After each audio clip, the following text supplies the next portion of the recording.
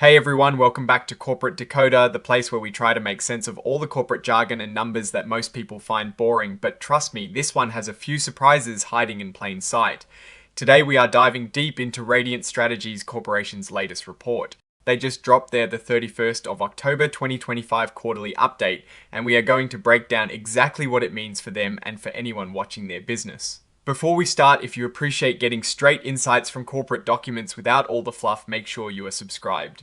We also have a Discord community linked in the description below where we discuss these filings in real time. So come join the conversation. So this is a Form 10-Q, which is basically a quarterly report that public companies have to file with the US Securities and Exchange Commission. Or SEC, it gives investors and analysts a view of how the company is doing financially and operationally during a specific 3-month period. Let's start by looking at their balance sheet. This is like a snapshot of the company's financial health at a specific point in time. We are comparing the end of October 2025 to the end of April 2025. First up, total assets. In April 2025, their total assets were about $20,439. By October 2025, this number jumped to over $31,618. That is a significant increase in what the company owns. But what about what they owe? Their total liabilities also increased from around $19,685 in April to over $26,907 in October. This means they took on more debt or owe more to others. So the difference between what they own and what they owe is their stockholders' equity, or what is really left for the owners. In April, this was a modest $754. By October, it had grown to over $4,711. This shows growth in the owner's stake in the company, which is a positive sign. Now let's look at how the company made money and spent money. This is the statement of operations for the 6 months ending October 2025 compared to the period from their inception in January 2025 to April 2025. In the initial period from January to April 2025, they brought in about $15,871 in revenue. Fast forward to the 6 months ending October 2025, and their revenue was a much larger $24,813. This shows a strong increase in their sales. Their gross profit, which is revenue minus the cost of making their product or service, followed a similar trend. From about $15,313 initially to over $24,477 for the 6 months ending October. This means they are getting better at turning sales into profit before other expenses. However, when we look at their income or loss from operations, things get a bit more nuanced. In the early period, they had a loss from operations of $1,442. For the 6 months ending October 2025, they actually posted a profit of over $5,448.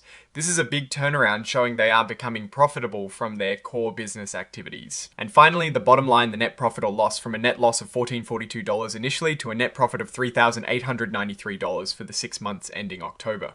This is fantastic progress, but we need to see if this trend continues. This statement shows how the owner's stake in the company changes. We see the initial issuance of shares to the founder bringing in $2,200.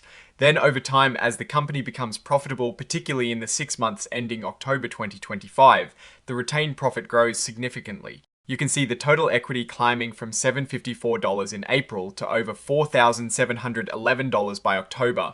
This confirms the growth in the owners, stake driven by the company's improved performance. Now let's talk about cash. Cash flow is super important because a company can be profitable on paper but still run out of cash. For the 6 months ending October 2025, cash flow from operations was negative $14,340.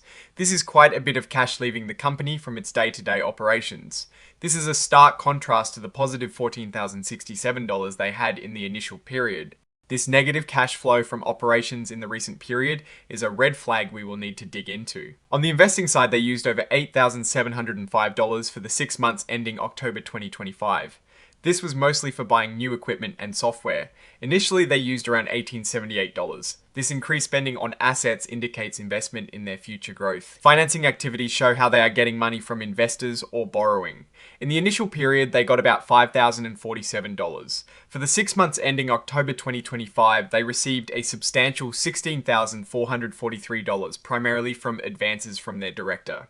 This suggests they are relying heavily on their director for cash to fund their operations. Let's touch on the company's background. Radiant Strategies Corp was incorporated in Nevada in January 2025. They then acquired a Malaysian company, Radiant Power Solutions SDN BHD, in February 2025. so they are a public relations firm operating mainly in Malaysia. Under their accounting policies, they report in US dollars and use US generally accepted accounting principles, or US GAAP. They use estimates and assumptions in their financial reporting, which is standard practice. Their cash and cash equivalents are cash they have readily available. When they buy equipment like computers, they depreciate it over time, meaning they spread the cost out over its useful life.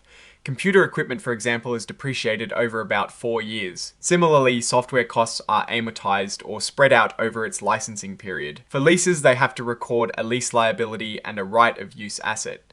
This means they are accounting for the full cost of the lease over its term. Their revenue recognition is interesting. For advisory services, they recognize revenue over time as they provide the service, usually on a monthly basis. For press release services, they recognize revenue when the press release is published. This distinction is important for understanding when they get to book their earnings. When they make sales, they record accounts receivable. They don't usually require collateral, and they assess customer creditworthiness. They also maintain an allowance for doubtful accounts to account for potential losses from customers who might not pay. Earnings per S-Hair or EPs is a key metric. They report basic and diluted earnings per S-Hair.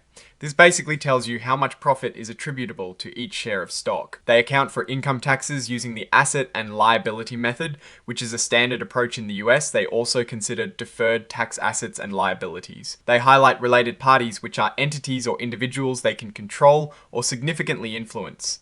This is often relevant when looking at transactions with directors or major shareholders. They follow standards for measuring fair value. This means they try to determine the current market value of assets and liabilities using different levels of observable and unobservable data. This section is critical. The report states that there are substantial doubt about the company's ability to continue as a going concern within 1 year. This means the company might not be able to survive for the next 12 months if things do not improve. They incurred a net loss in the initial period and have a working capital deficit. While they believe in their strategy, they are dependent on improving profitability and acquiring funding through public offerings. If that funding is insufficient, they will rely on their controlling shareholder. This is a major risk factor that investors must be aware of. As mentioned earlier, they acquired Radiant PR Solutions SDN BHD. For a nominal amount, this acquisition was accounted for under a common control method, meaning they recorded the assets and liabilities at their carrying amounts in the accounts of the transferring entity. As of October 2025, they have $7,165 in accounts receivable with no allowance for doubtful debts.